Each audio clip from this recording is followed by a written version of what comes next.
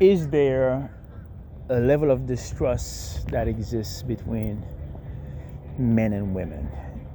Is there something that exists, you could say, that a byproduct of the current social landscape, or something that's always existed between the sexes because it is a part of sort of like the nature of the human species?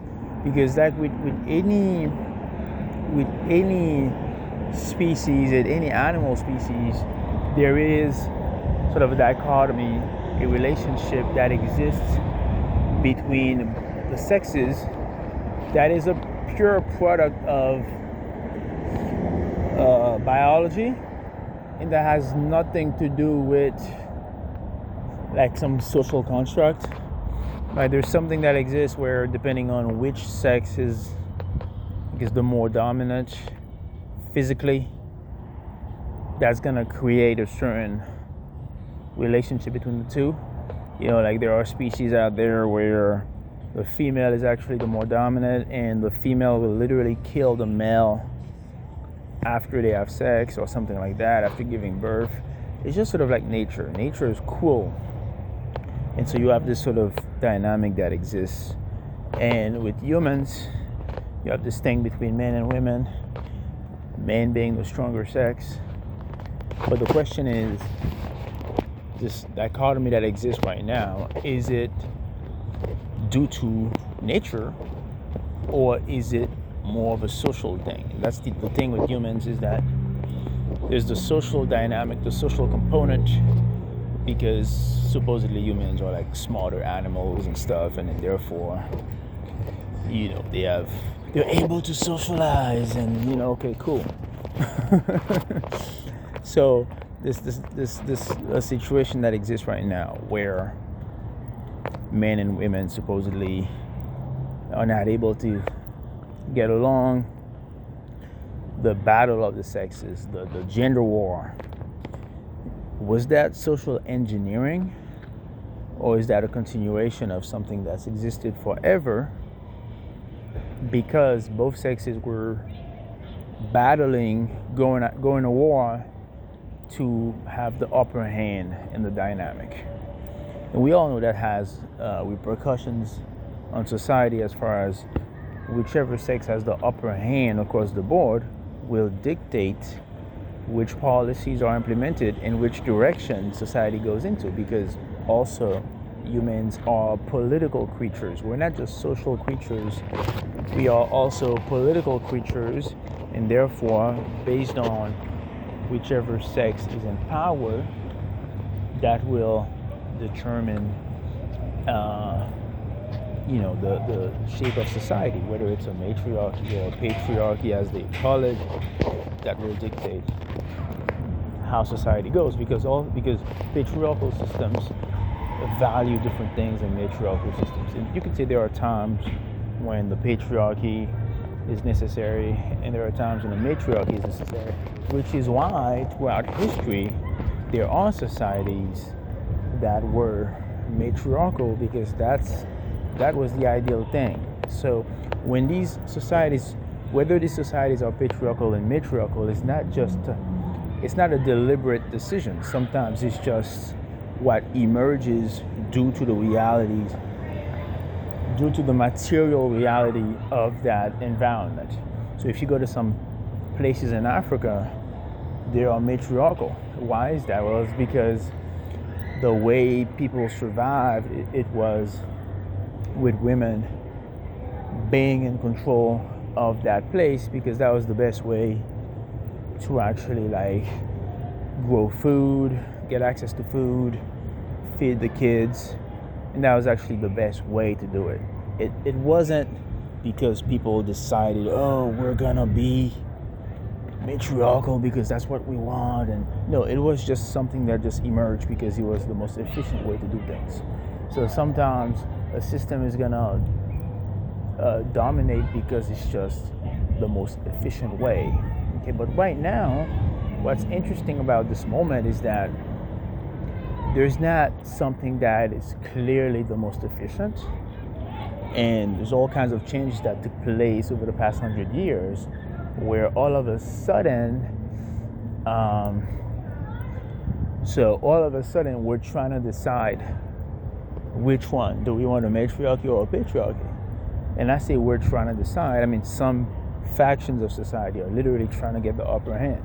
So that's where you go back to the political side of things, which is some people are trying with force and with will to take over and to say, okay, we want society to be a matriarchy because of the feminist movement. It's like a group of women are trying to take charge, but part of it is also, again, part of it is also going to be due to the material reality.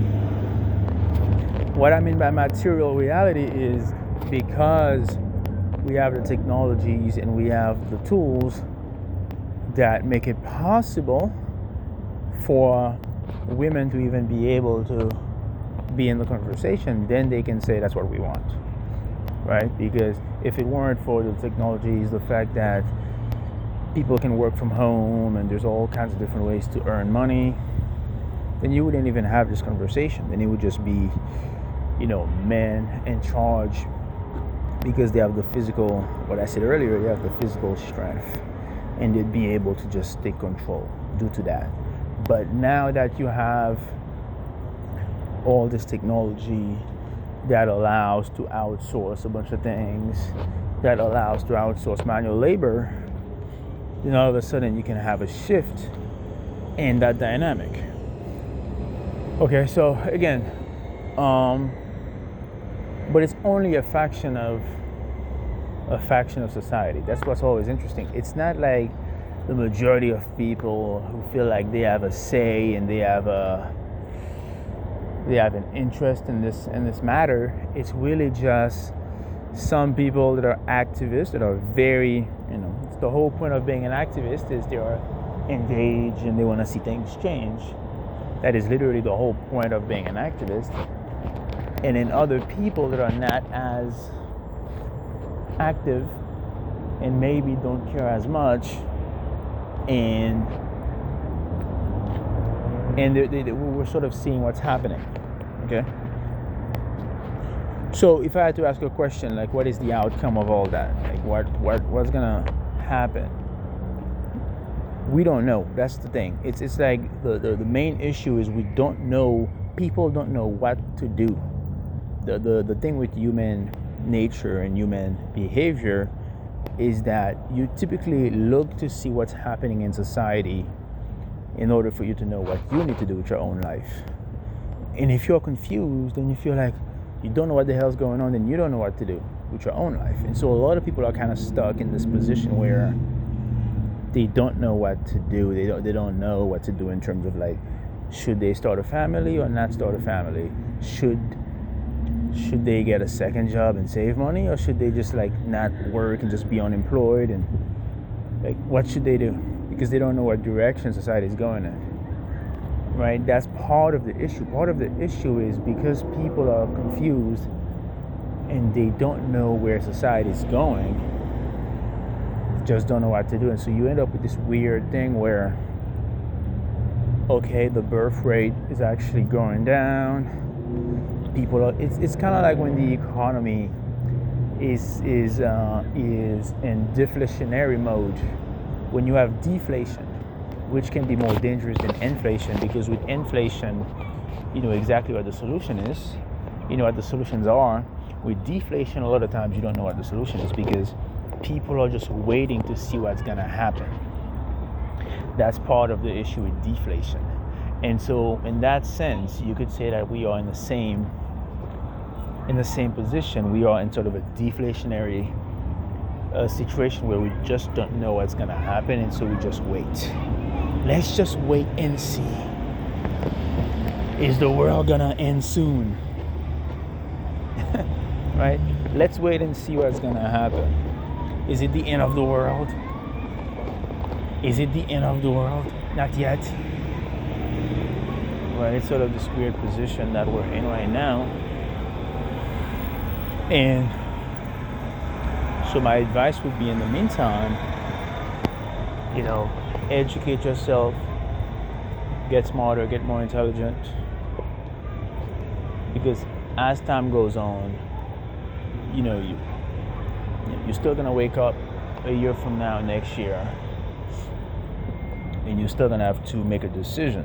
It's not like, right? So if you're planning on being around, then you have to keep improving.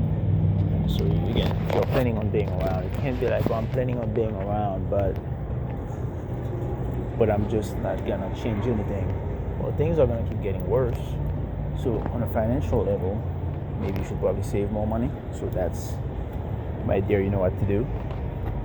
Socially, improve. That's what I was referring to earlier. Is like, you gotta have a plan, because the time's gonna go by and you're gonna wake up 3 months from now, 6 months from now, a year from now, and you're gonna be like, oh, I didn't know. Like, you didn't know exactly what to do, so you just didn't do anything. Right? That's not a strategy. That's a recipe for disaster. Right? That is a recipe for disaster. Not doing anything, not planning, not preparing, just hope things go in a certain direction. You actually need a plan. All right. Yeah. So, yeah, you need to meditate on that.